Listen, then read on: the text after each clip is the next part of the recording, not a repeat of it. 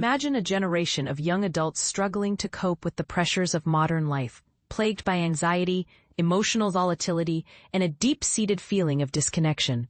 For many Gen Z kids, this is the harsh reality they face by the time they reach their early 20s. But here's the shocking truth. It's not just the usual existential dread that's to blame. According to a groundbreaking new study, the age at which kids get their first smartphone could be the determining factor in whether they become anxious, emotionally unstable adults or not.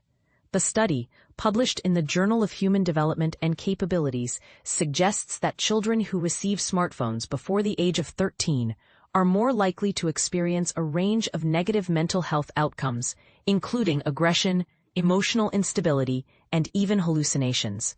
But how can this be? The answer lies in the way smartphones are rewiring kids' brains.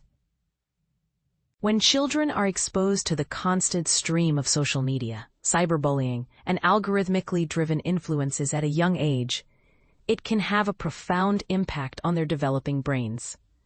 As chief scientist Tara Thiagarajan explains, kids under 13 simply don't have the neurological framework to manage the digital onslaught we've normalized.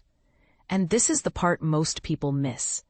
The age of 13 is not arbitrary. It's a critical threshold beyond which children's brains are better equipped to handle the demands of the digital world.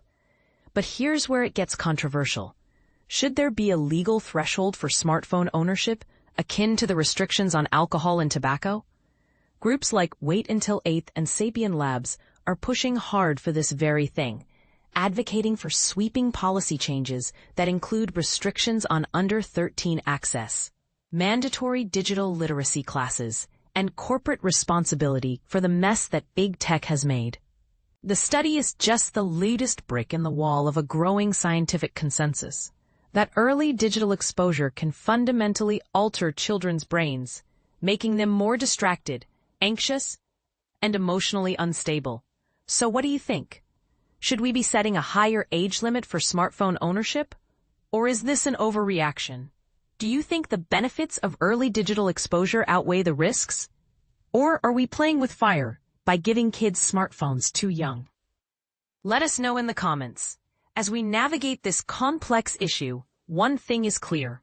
The way we introduce children to the digital world has a profound impact on their future mental health and well-being. It's time to take a closer look at the role of smartphones in shaping the next generation, and to ask ourselves, what kind of world do we want to create for our children?